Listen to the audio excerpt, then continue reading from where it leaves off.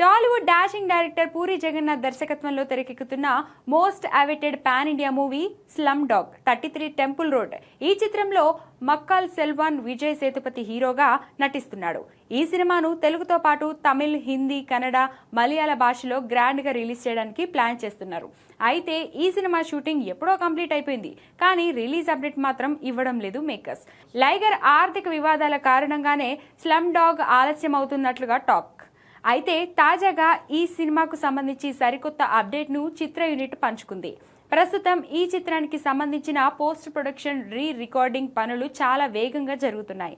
Puri Jagannadh mark making కు తగ్గట్టుగా output పక్కాగా వచ్చేలా టెక్నికల్ టీం రాత్రిపగళ్లు శ్రమిస్తుంది.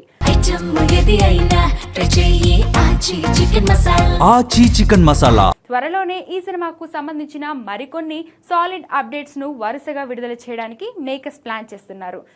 రికార్డింగ్ పనులు చాలా అద్భుతంగా వస్తున్నాయని, థియేటర్లో ఆడియన్స్ కు పూనకాలు రావడం ఖాయమని ఇండస్ట్రీ వర్గాలు అనుకుంటున్నాయి.